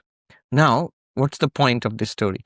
The point is, if I am very worldly in the sense that I have really no spiritual interest, whether it's Advaita or Buddhism or devotion in a Christian or a Hindu sense, all of which help me to overcome death, help me to overcome this connection to this earthly body.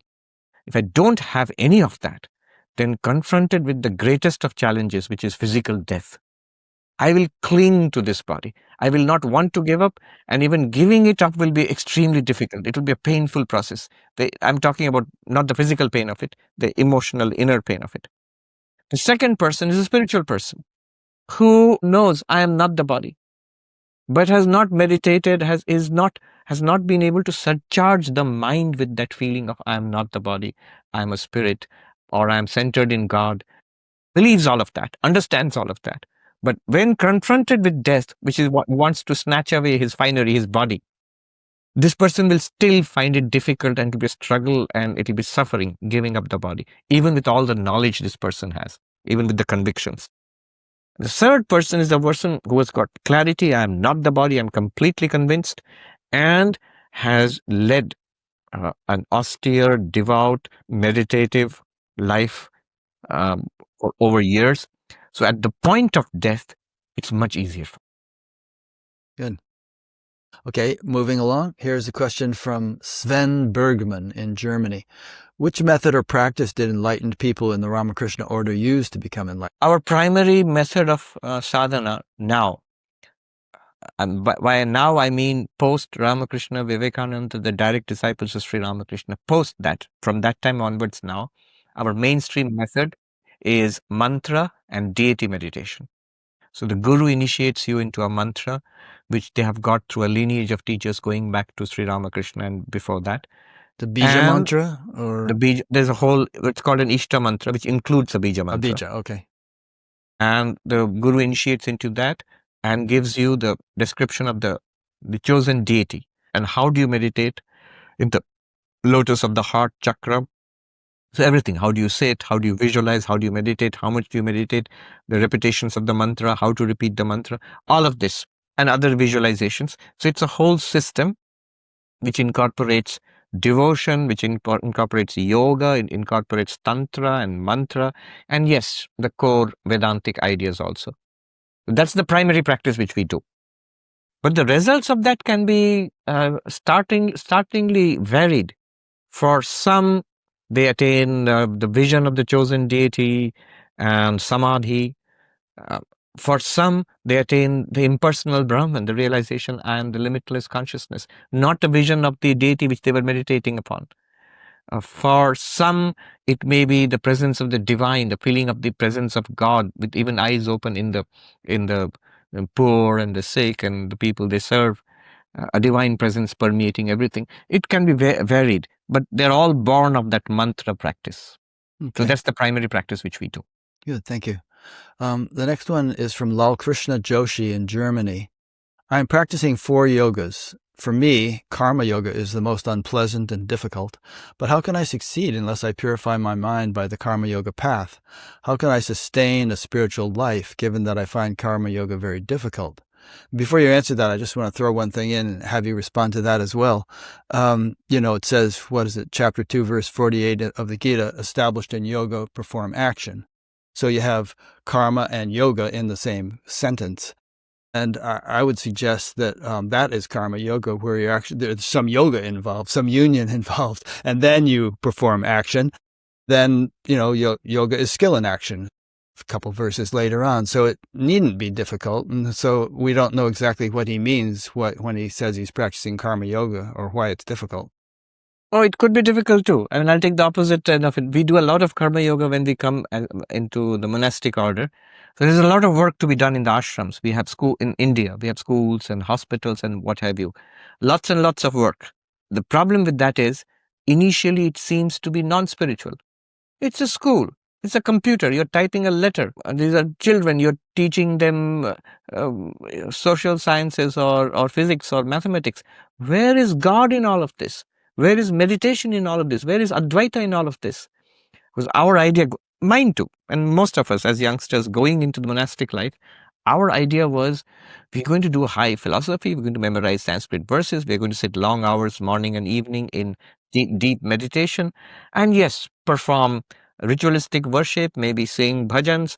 All of that seems to be spiritual, whereas a lot of the work in the ashram seems to be secular.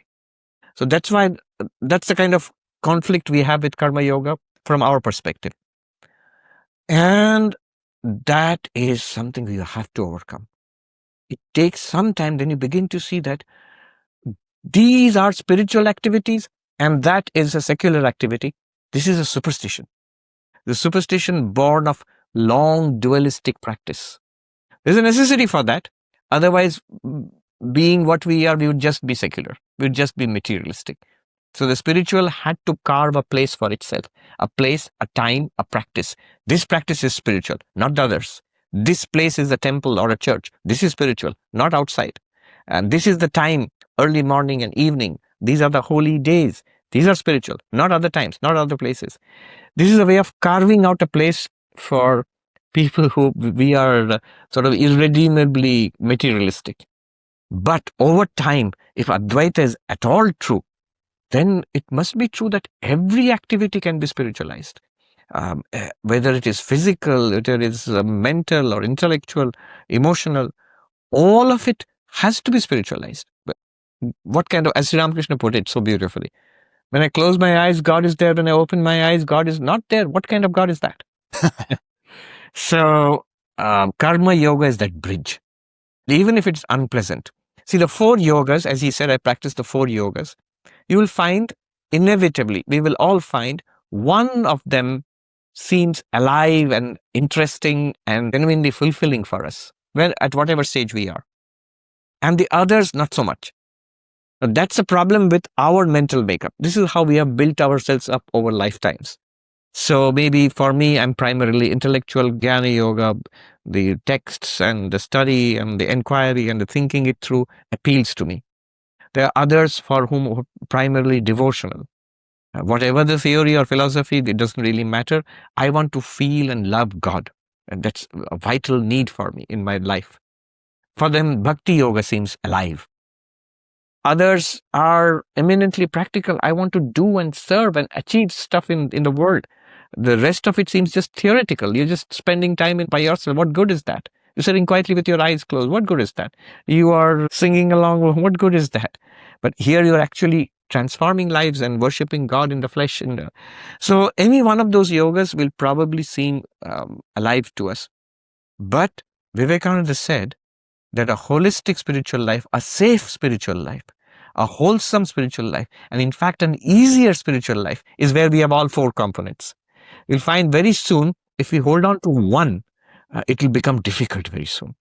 There are these other aspects of our being. So for example, I am very devotional and I neglect reason, logic, philosophy. Very soon, the unsatisfied intellect will throw up skeptical questions and shake my foundation of belief or faith. Very soon, my body, my existence in the world, I will call into question and say that what a useless life I'm leading. There are people in the world, some are serving others, some are earning $1 million on Wall Street. What am I doing? So this is where the various faculties, the faculties of willing, faculties of understanding, cognition, and the faculty of feeling, if they are not engaged in our pursuit of God, they will create problems and we will lose that power also. So all 4 yogas together, doesn't matter if one or more of them seem mechanical. That's what I think he means by saying it seems difficult for me or unpleasant for me. It seems mechanical. Swami Ashokanandaji, who was the head of the Vedanta Society of Northern California in the 1950s and 60s, in one of his letters, clearly the lady who had written to him said that he didn't like karma yoga. And so he writes back, "Madam, you have said that perhaps the Swami does not think me fit for meditation. That's why he's recommending karma yoga for me. Well, you may feel that I will show the Swami." And he writes, "Indeed, you will show me, madam, but not in the way you think." So what he means by that, we will stumble very soon in the way of meditation, will stumble without the necessary purification of the mind. So karma yoga is very powerful. So, I mean, I can go on and on. If you divorce karma yoga from spiritual life, what will happen is our work life and family life, they demand so much from us, time and energy. Very little time and energy will be left over for spiritual life. And so spiritual life will be bereft of time and energy.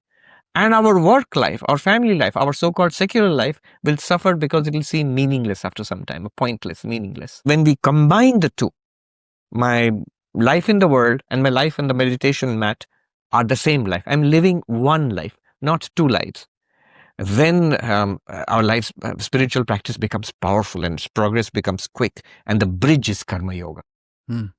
One of Maharishi Mahesh Yogi's favorite phrases was living 200% of life, 100% inner spiritual, 100% outer material. I never heard that. That's beautiful. Yeah. That's important. I didn't accept all this. When I joined the order, I remember I was sort of mildly grumbling to a senior monk. I was a novice, a few months into monastic life. I said, I don't mind the work in the office or in the school, but I really think I like the work that what I do in the temple, the meditation, the devotional practices, the ritualistic worship. And he said, really, when I type a letter, I feel I'm meditating, he told me. I remember all these decades ago. And I didn't believe him. I thought he was just making a point, being rhetorical. How could it be? Typing a letter is just work. And meditating is, it's so cool, that you're meditating after all. It's sophisticated, it's advanced. There are books and books on it. And now I realize he was entirely right. He was entirely right. I didn't understand meditation. I didn't understand karma yoga. That's why I thought that way. Yeah. And just a personal preference that I would like to throw in here. I live in a town where a lot of people have been meditating for many decades, and some of them have perhaps been meditating too much and not attending to the physical enough. And they seem preternaturally old and having all kinds of health problems. And so I'm just a big believer in getting vigorous exercise for a certain amount of time every day. In addition to, if you want to sit for a couple hours and meditate, great, but get the body moving, get your blood moving. Absolutely. All four. Meditate, philosophize, love, serve. Yeah. All four. Yeah, good. Okay, shifting gears. So this, I hope, is a deep question, and it's one that I've been thinking about for a long time as I've been taking your classes. As I understand it, the individual, jiva, is consciousness limited by individual ignorance, while God, Ishvara, is said to be consciousness associated with Maya, cosmic illusion, according to Vedanta philosophy. So from this perspective, it seems like God is relegated to being a product of illusion or a result of illusion. And I'd like to just pose a different perspective and see whether you can stomach it, which would be, what if God is at the rock bottom of it all, foundation, and Brahman, as we use the word, is synonymous with God. And just as we say, Brahman contains a sort of a quality of Maya that results in the manifestation of Ishvara or personal God, perhaps this Brahman God, as I'm proposing it, is a field of all possibilities, an ocean of consciousness which contains in unmanifest form certain qualities such as energy, intelligence, bliss. Of course, that's said to be a characteristic of Brahman, Satchidananda, but which but this would mean, if this is valid, God, well, firstly, God is not really a product of Maya. God is sitting at the hub of the wheel of creation, and the whole creation is God and is a manifestation of God. Do you see the distinction between God being kind of at the very foundation of things, as opposed to being what's relegated to what seems to me to be a subsidiary position of being a product of Maya? So don't think of God as a product of Maya. Think of God as the ultimate reality viewed through Maya. So we, for example, in Advaita Vedanta, who are you or who am I? We are Brahman, we are the Absolute. So the Absolute now under limitation, and that limitation is an apparent limitation. We still continue to be the Absolute. Now, my point is, if we are the Absolute, if Rick is the Absolute and Sarvapriyananda is the Absolute, and it's the same Absolute, can God be any less? Of course not. God is not a product of Maya. God is the Absolute. But through Maya, the Absolute now appears to us as the God of the universe, and the Absolute, through a tiny portion of Maya, ignorance, appears as Rick, and Sarvapriyananda. So if Brahman is real, the world is an appearance, and the individual being is none other than Brahman, then you are an individual being, sentient being, I am a sentient being, we are none other than Brahman. God is also none other than Brahman. And you are right, in Advaita Vedanta also, God is at the foundation of the universe. God is described as the instrumental and material cause of the universe. But what Advaita says is, there is a reality which is utterly transcendent. There is no universe, no sentient being, no God. And that is the ultimate reality. We are constrained to think in this way because we are sentient beings, and we inhabit, clearly we are inhabiting a universe, and then we project a God. So Advaita first says all three are appearances of an underlying transcendent being, Nirguna Brahman. And then when you are that Nirguna Brahman. From the perspective of a Nirguna Brahman, you can say this entire display, God, individual being, and universe is an appearance, or even it's not there. All that there is this non-dual Brahman. Yeah. I suppose you could bring physics in here too, because you could say, this book is paper, but then it's carbon, but then it's just subatomic particles, but then it's just quarks and electrons, but then it's just strings. You get down to nitty gritty enough and there's nothing there. But then again, there is something here. Here's the book, yes. Yeah. So, I guess I haven't fully understood this. It'll be something I'll probably chew on for the rest of my life. But here's another question that might relate to it and might embellish what we've just discussed. You say in one of your books, it is to enjoy the limitless joy of Jivananda or Jivan Mukti that Brahman becomes a jiva. So, end quote. So might we say that the expansion of happiness is the purpose of creation? And before you answer that, I want to throw in another response from my friend Emmeline, whose question I asked earlier. She said, I'm so interested in the above. What is the purpose of life? To create more life, better life, more intelligent life, a life more aligned with God, with Source, what Plato calls beauty. Could Swamiji therefore speak to evolution and the role of evolution in life's creative process and unfolding? Yes.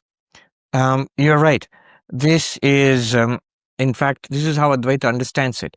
Think about the ultimate reality, which is characterized as existence, consciousness, bliss. Now, what would be existence if it did not manifest itself as existing things? What would be consciousness if it was not manifest as conscious experiences?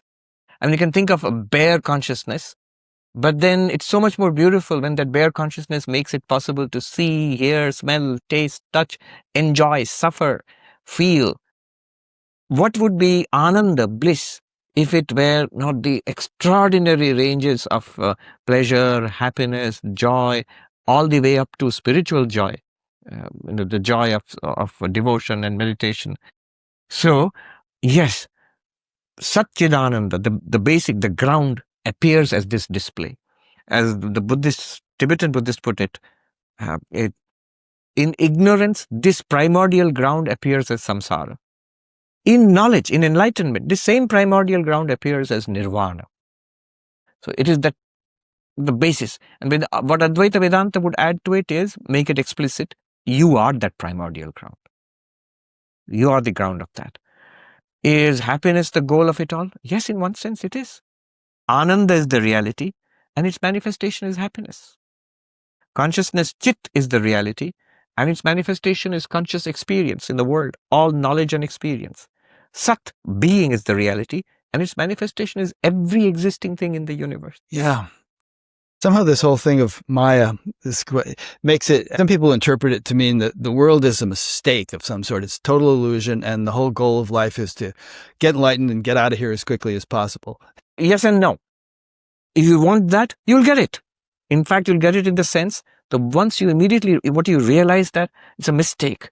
It's a mistake in what sense? Advaita usually calls it a mistake.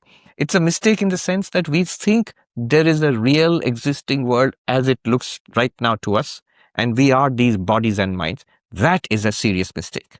And until we correct that, we are bound to suffer. Even saying that mistake does not mean doesn't exist. A mistake also exists. After all, if you mistake a rope for a snake, you do see something like a snake. So in a certain sense, a mistake still exists, but it has to be corrected. But after correction, it's not that you go to some other place. So rather, that's a very dualistic way of thinking. Look at the lives of all these enlightened people.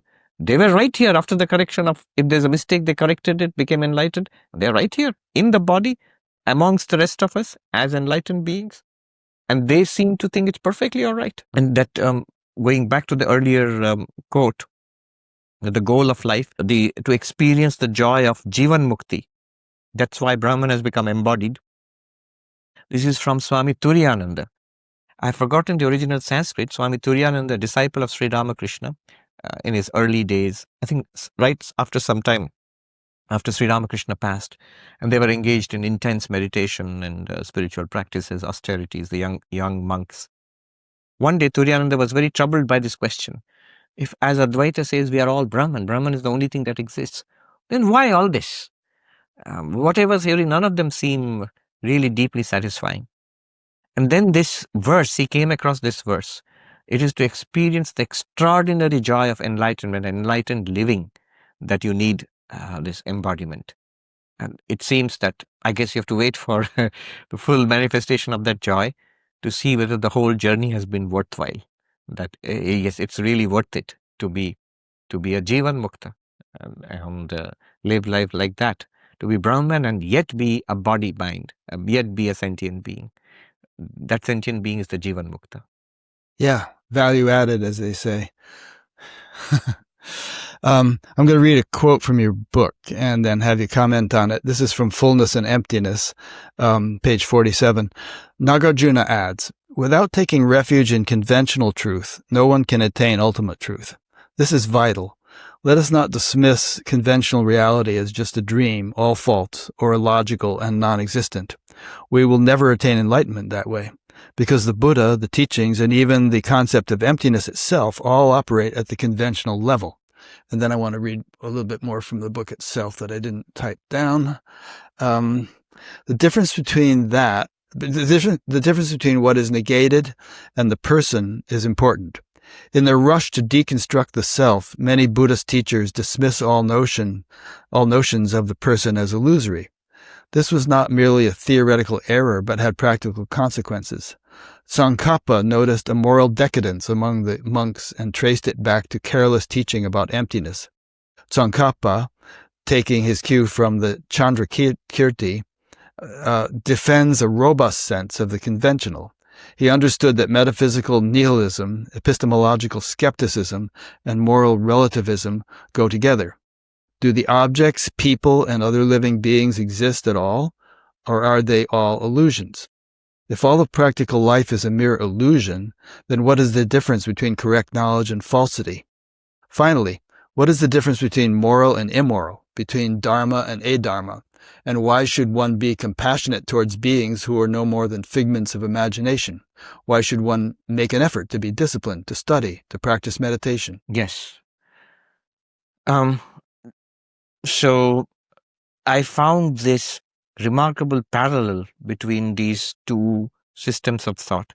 The Buddhist school of emptiness, Shunyavada, Madhyamaka, which is the central philosophy of His Holiness the Dalai Lama and the Tibetan Buddhists. That's their plank, the philosophical plank, the basis. And in Hinduism, Advaita Vedanta. In one, there's the teaching of emptiness. In other, there's the teaching of Maya. Everything is Maya and appearance. Now, danger, it's interesting. Both of these schools, independently, over centuries, they ran into the same hurdles. On one hand, in the emptiness school, there would be people who stressed the emptiness so much that the Buddha is empty, the teachings are empty, meditation is empty, all of that, which is all technically correct, but the results were devastating. The result is, at the metaphysical level, you say, there's nothing exists really. It's all illusion, it's all emptiness or whatever.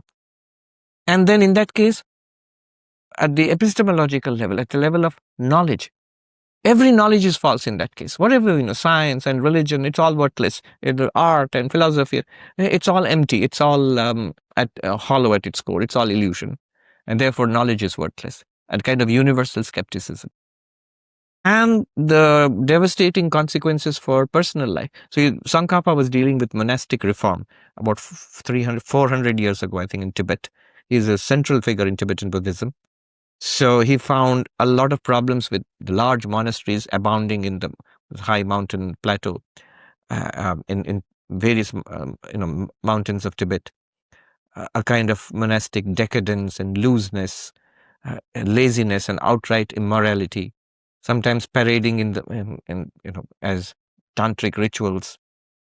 So he traced it back to this kind of, at the heart of it all was a philosophical misunderstanding, the dismissing of everything as emptiness. And it goes all the way back to Nagarjuna. Nagarjuna himself warns that those who misunderstand emptiness is a medicine for the ills of samsara. But those who take emptiness to be the reality, for them there is no medicine, there is no cure. And he says in Sanskrit, yathad sarpo durgrihita, as a serpent grasped wrongly. If you don't know how to catch a snake, expert snake catchers know how to do that. If I don't know how to catch a snake and I catch it by the wrong end, I'm going to get bitten. So if you misunderstand something as potent as emptiness, the result, it can be devastating for one's spiritual life. And so as a medicine, as a correction, Tsongkhapa, one of his achievements was at the philosophical level, introducing a robust sense of the conventional reality. World, body, objects, morality, science, art, whatever it is, medicine, all of those are real. They work. They appear to us. We experience them. There's a right way and a wrong way to do things. There are consequences. Most of all, karma is real. There are consequences to it. Yes, you can call it appearance, but it works. And it has consequences. You can feel it in your lives. And then he traces it back to Nagarjuna, nearly 2,000 years ago. He says, the Buddha taught two truths. One, the Paramarthika, which is the same word used in Advaita. Second one, Samvritti. In Advaita, we use the word Vyavaharika, which means the same thing, transactional or relative. And then Nagarjuna says, without taking recourse to the transactional truth, no one attains to the ultimate reality. The Sanskrit this is from Nagarjuna's Mula Madhyamaka Karika. The Sanskrit is, Samvrittim anashritya paramartham nadigamyate. Without taking refuge in the conventional truth, nobody realizes the ultimate truth. The same problems we find in Advaita Vedanta. They had lost contact with each other. The Buddhism disappeared from India during the Islamic invasions and the Islamic rule, and Tibet became sort of self-contained and isolated from the plains of India. So they developed in parallel, but what fascinated me was both traditions faced similar problems. In Advaita Vedanta, you'd have dismissal of the world. So I don't care for the world. It's an appearance, an illusion. Why should I care for politics? Why should I care for earning wealth? It's all illusion anyway. It's a figment of Maya. And that kind of thinking extends to immediately to one's personal life, our sense of morality. And let me give a concrete example. There was a monk Sri Ramakrishna found. He was telling lies, and he caught hold of him. You're a monk. Why do you tell lies? And the monk said in exasperation, the whole world is a lie. Why are you picking on me? Why is my life? So the whole world is a lie. It's a Maya. Why are you picking on me? And there was another monk who was having an affair with a woman in secret. Obviously, he'd be condemned otherwise. And Sri Ramakrishna catches him and says, why are you doing this? And again, the same reply, that it is all Maya, or why are you picking on me? And Sri Ramakrishna had a harsh reply for that. He said, I piss on such Vedanta. So this is the fatal weakness. And the philosophical way of shoring up, of giving support to Madhyamaka Buddhism, Tsongkhapa did it by giving a strong sense of the conventional. Take all of it very seriously. If you really want to realize the Bodhi, Nirvana, the true nature of emptiness, In that case, you better follow all the rules of monastic life. You better be disciplined. You have to get up early in the morning and meditate. All of that. And the same thing applies to Vedanta also. There's a quote from Pabasambhava that I've quoted many times.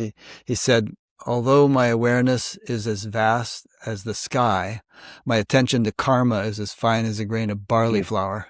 You told me, yes. I told you that already. Yes, you told me. Okay. That is so precise and I so like that. so careful about it. Yeah. I heard similar warnings from Tibetan masters. Although it is true that the Buddha nature is everywhere, never miss an opportunity to go for a retreat. Although it is true that it's the Buddha nature with eyes open and eyes closed, never miss your daily meditation. Although it is true that the same Buddha nature dwells in your guru and yourself, never forget to show respect to the guru, and so on. Multiple series of warnings. Well, and in this same light, Jesus said, "Whatsoever you do unto the least of these, you do unto me." And so, you can dismiss the world as illusion, like those deluded monks were doing, but actually you're dismissing God, because the world, I often love to think that God is hiding in plain sight. You want to find God, you're looking at him. Yes. Ashokanji would say, where will I see God? Foolish question. Where will you not see God? Yeah. But that's what Karma Yoga does. Yes, over time.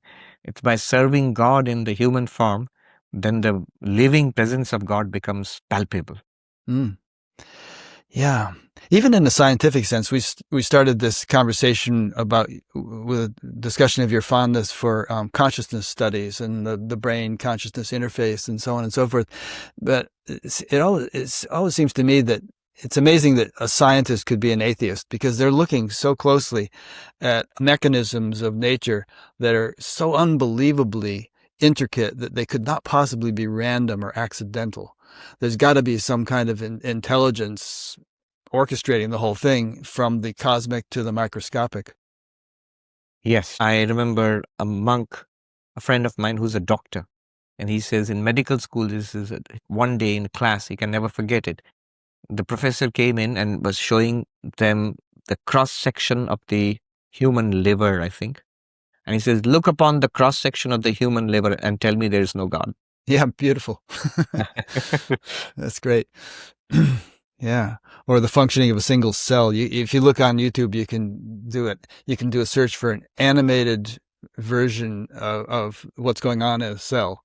And it's just mind-boggling. I mean, it's like this Rube Goldberg contraption, if you're familiar with those. And there's trillions of them in our body and in everybody's body. It's a kind of inconceivable intelligence working there. Yeah.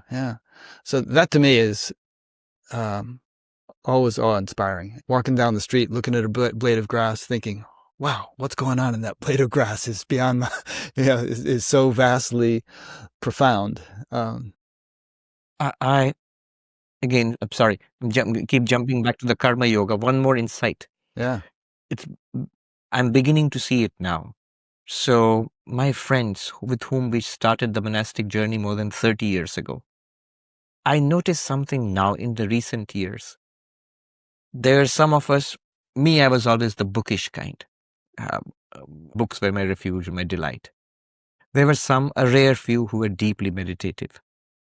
But there were others who were dynamic and active. The Ramakrishna order in India, we have a lot of work, a lot of ashrams which have schools, hospitals, and so on. I have seen some of my friends who are monks, the ones who sacrificed, who were relentlessly hardworking, who took responsibilities on their shoulders above and beyond the call of duty, who did more than what was expected by the daily routine of the ashram, who always put others first and their own health, their own spiritual practices, all of that secondary, basically karma yogis. Over time, I noticed their power in the sense of competence, character. They have become big people in the sense of big heart. It's a wonder to see, because I've been seeing them for 3 decades now. And I notice one common thing among these ones, the few who I see this tremendous growth in, all of them worked very hard. They did a lot of karma yoga. Mm-hmm. They may not have read as many books. They may not have spent hours, months, or years in meditation in the Himalayas, but they've worked very hard. Yeah. Which is true of a great many saints. Some of them are, they go 20 hours at a stretch doing some intense thing and, indefatigable. Everybody else is dropping like flies and they keep going. Recently, I heard the Pope, the new Pope, who's American, who's from Leo. Chicago, Pope Leo. He was asked about his spiritual practices, and he recommended this book, The Practice of the Presence of God. Brother Lawrence, who was a simple monk.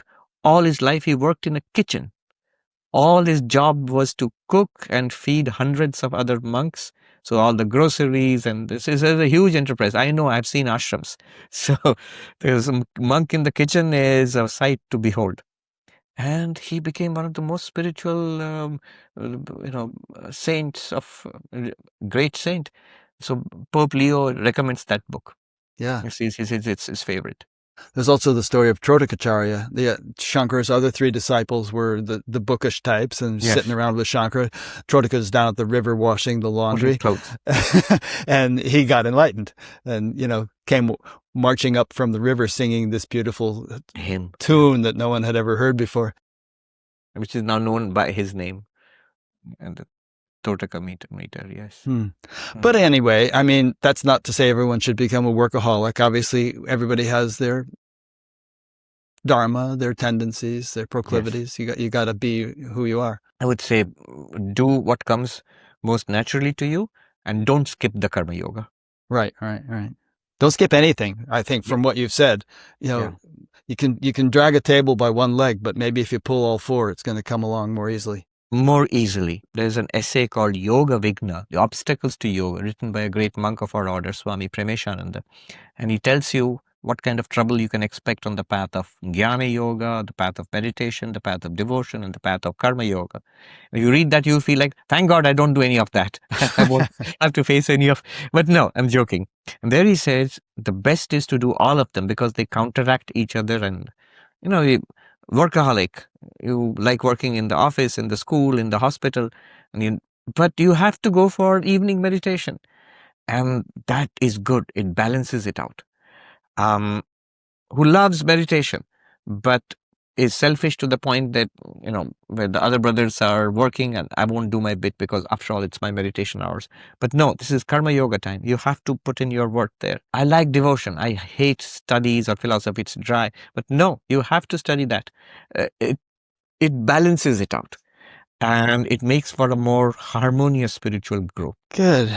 Well, as I said in the beginning, I've got enough notes here that we could go on for another 4 hours, but I won't impose that on you, certainly.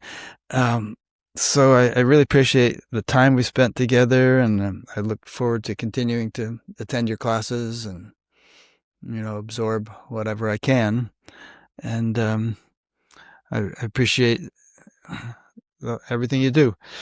Do you have any final thoughts? I mean, that was a pretty good final thought you just stated, but is there anything that you didn't get a chance to say, or some event coming up that you want to announce, or anything else? No, that final point you made, I appreciate everything that you do. Recently, I'd asked spiritual masters, I won't name him, but he is a very well-known person across the world. But he looked at me, so give me some advice. What should I do? And he said, you're all right. You're doing what is good. Just keep doing more of the same. Now, that is wisdom there. For spiritual seekers, we sometimes worry and fret. So the mind plays these tricks. Either it will try to drag you away from spiritual practice, or it will scrutinize the spiritual practice and say, oh, you're not making progress. So there's something wrong with this. Something that you can add to this. One good thing is when you've found something good, which is meditation, study, devotion, just keep doing it. It's a marathon. It's not a sprint. And don't keep modifying it. This modern day of age of continuous upgrades. Our phones are continuously upgrading themselves, downloading new patches, this and that. Don't do that for spiritual life. What your guru has given you decades ago, that is good enough. That has taken thousands across the ocean of samsara, and it'll do the same for us all. Yeah. It says something like that in Yoga Sutras, doesn't it? About long, consistent practice over time, Yes, and it yes. pays off. In place of continuous upgrades. Right. Yeah, you'll get the upgrades. Just do the routine, do the practice. Yes. Upgrades come automatically. Yes. Right, right. Good. Thank you so much. Well, I thank enjoyed you. our time. Time flew. Who knew? It's 2 hours now. Yeah. 5 All o'clock right. here. So thanks to those who've been listening or watching, and we'll see you for the next one. And if you wish to do so, go to the BatGap website and explore the menus, because there's a bunch of interesting things. Speaking of AI, I have an AI BatGap chatbot, which Nipun Mehta has graciously helped to accomplish, if you know Nipun. And it contains hundreds of thousands of spiritual documents, including 1,700 of the world's sacred texts in its data corpus. And it's an interesting thing, and we're continuing to develop it and add things to it and improve its capabilities as AI itself continues to improve. Can't think of anything better to use AI for. Yeah. It's the highest task, the highest blessing that AI can give us. Yeah. We can create one for you guys too if you want. For Vedanta Society, it could have all transcripts of all your talks and everything in it. Let me know if that interests you. I will do. Yeah. Thank you.